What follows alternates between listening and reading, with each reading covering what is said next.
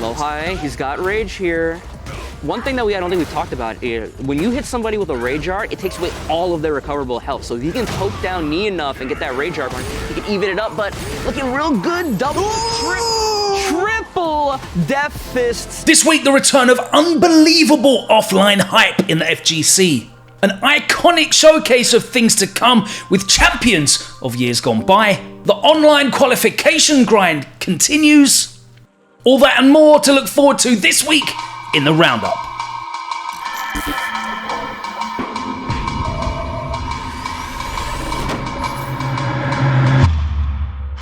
Some of the world's brightest talent in Street Fighter 6 congregated in Santo Domingo this past weekend for Blink Respawn's return in 2023. The scene of the kickstart of Mena RD's journey to a second historic Capcom Cup in 2022, there was an array of international talent from across Asia and Europe in attendance this time round. As a festival of gaming over the weekend, there were of course other titles on display, and it was former Mortal Kombat champion Forever King travelled out for the MK1 tournament but wasn't able to make top 8 with a strong performance from local talent that saw Gustavo Page 2 take the win, dominant run all the way through winners bracket.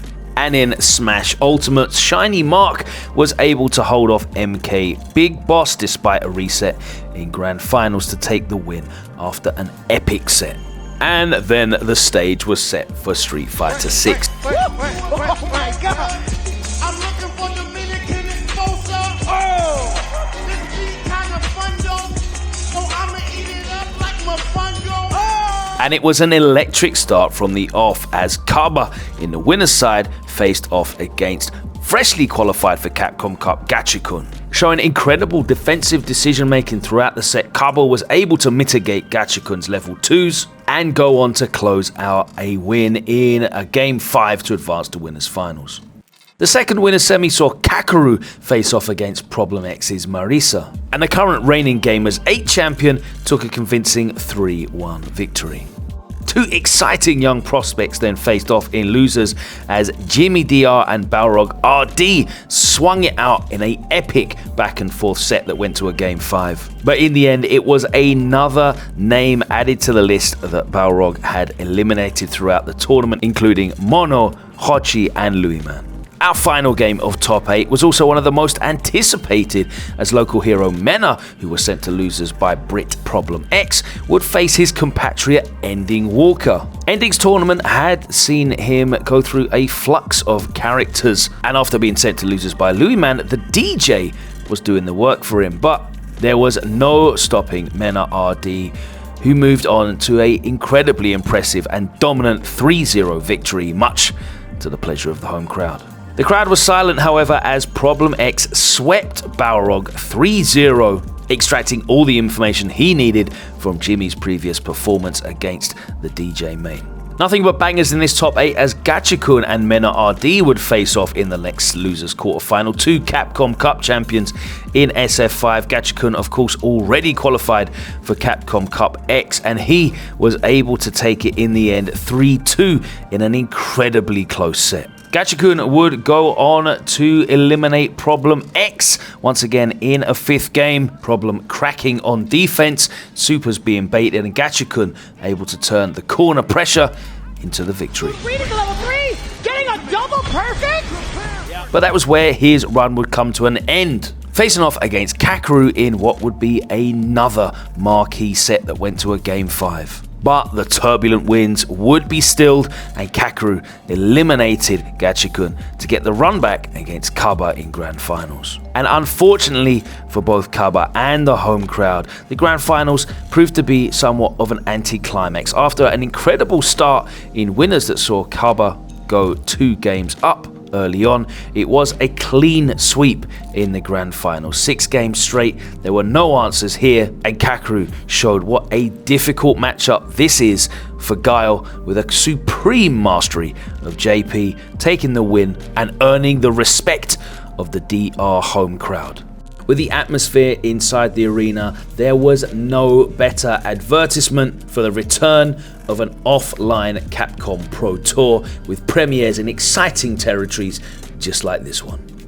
This weekend, the Capcom Pro Tour was back for online premieres, and it was the turn of Europe West. A top 8 saw a lot of regular faces spread out from across the main territories of Germany, Italy, and Belgium.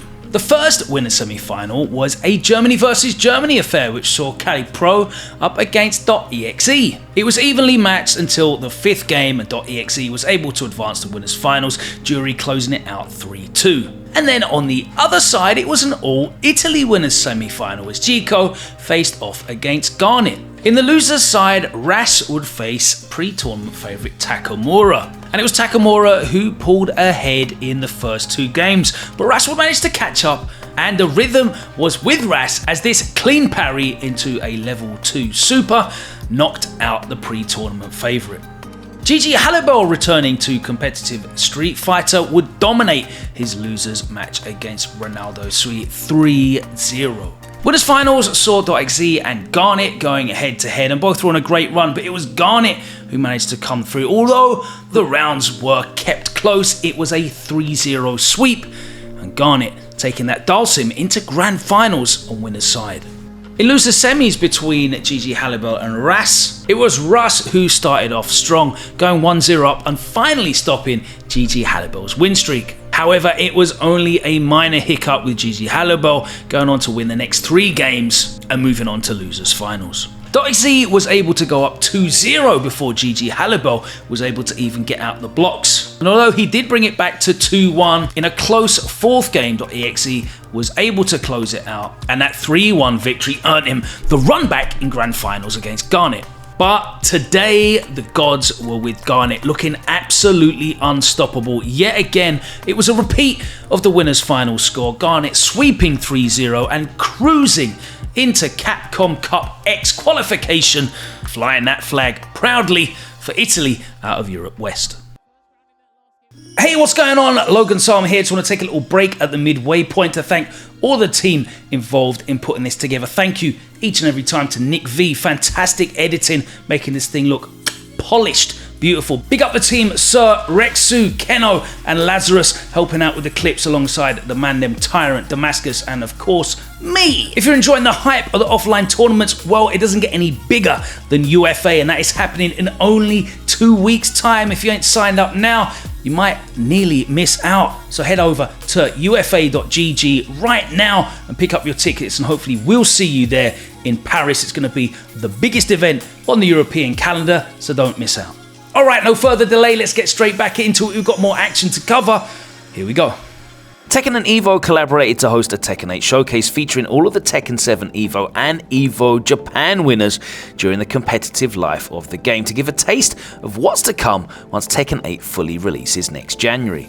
And as a cherry on top of a great looking cake, the last character completing the Tekken 8 launch roster was also to be unveiled during the event. The event, composed of a winner stays on bracket with all 7 champions battling it out in order of date of their EVO win. The format was quite interesting, with every player selecting 3 characters out of the available pool, which was the same 19 as the last closed beta test. The champions of the arcade era before Tekken 7 was even released on consoles, 2015 and 2016 winners Nobi and Saint respectively kicked things off, with the Japanese able to get the first win of the night. Nobi went on to play against JDCR, winner of the 2017 edition, in a year dominated by the Korean, winning 11 out of 16 majors throughout that calendar year. Nobi, however, seemed to have JDCR's number, as the Japanese player was able to get his second victory of the night. It was then Ni's turn to enter the fray, winner of the first EVO Japan tournament back in 2018 and EVO 2022 later, one of the legends of the game, showing up to try and take down Nobi. The Korean was able to get the win and then went on to also defeat Lohai, winner of the 2019 edition, with a famous victory over Kudans in grand finals. This meant that we were going to get a taste of the rivalry that has underlined the last few years of Tekken 7 between South Korea, the previous dominant region, and Pakistan, Ni versus Arslan Ash, but this time in Tekken 8. The Pakistani brought out the knowledge check with the brand new Tekken 8 character Azucena. He went on to win 6 games straight, 3 against Ni and then 3 against Book, the last EVO champion remaining in the ladder, winner of the infamously dubbed 2020 edition of EVO Japan as Leroy Japan, which famously saw 6 Leroys in the top 8. After the exhibition, a small session of Tekken Talk was held, where host Markman was joined by Tekken project director Katsuhiro Harada, producer Michael Murray, and Tekken 8 director Kohei Ikeda. All 4 discussed some of the features which have been mentioned to be in the game, but never really expanded upon in detail. At the end of the show, as promised, we got the trailer for the 32nd and last character in the launch roster of Tekken 8, the brand new Reina. And if you check out the trailer, you'll know that she will have heavily implied story implications. Harada also added that the character trailers for characters that have not received the airs yet will be released weekly in the build-up to Tekken 8's release, just 10 weeks away. Festival of Fights 3 was a 2-day event which went down in the Riverside Game Lab in California. Pop bonuses were provided for various games including Ultimate Marvel vs. Capcom 3, Mortal Kombat 1 and Street Fighter 6. With so many games on the roster, we're going to cover the ones that had the most entrants, and that opens up with Street Fighter 6, where Reynold was looking clutch. Moving into Grand Finals winner's side with his JP, taking it over Noah the Prodigy in winner's final. Noah managed to battle it back out of the losers bracket though, eliminating JB's Rashid in a close 3-2 set. And momentum was on Noah's side, as with another close 3-2 score, he defeated Reynold and reset the bracket in Grand Finals. But the reset bracket in Grand Finals were a different story, and Reynold was able to impose his game plan and close it out with a dominant victory in a 100+ man bracket. In Guilty Gear Strive, Apology Man was the one to take it into the Grand Finals winner's side, winning 3-2 over Red Ditto. Papel managed to fight through the loser's side and make it out with Johnny to face Apology Man in the Grand Finals. Apology Man showed his dominance across the field and cleaned out 3-0 a swift Grand Finals, once again showing his might with Faust. Marvel 3 action saw EVO champion Jibril making it into Grand Finals winner's side, with Ray Ray putting in a valiant effort in winner's finals. But it was the master of Moridoom, Chris G, who would send him out of the tournament in losers finals and advance to grands to face Jibril. But in another nail in the coffin as to what is the strongest team in Marvel 3 history, it was another day at the office for Jibril as he lightning looped his way to yet another stacked tournament win. But Chris G was busy this weekend.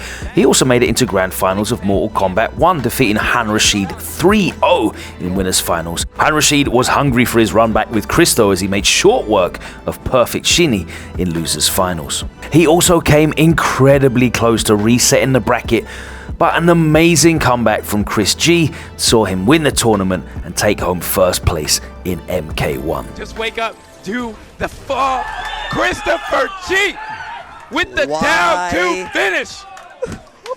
Hey guys, that's all we got time for this week. Thank you so much for joining us. Don't forget, smash that like button below if you like what you see. Drop us a comment and of course share the videos. If you're not subscribed already to the YouTube channel, it's well worth your while. We've got loads more content, backstage stuff at some of the biggest events on the calendar, and of course we're going to be streaming loads of live stuff through the YouTube as well in the weeks coming, including coverage from UFA. We'll see you at UFA in a couple weeks time, but until then, take care. See you next time on the Roundup.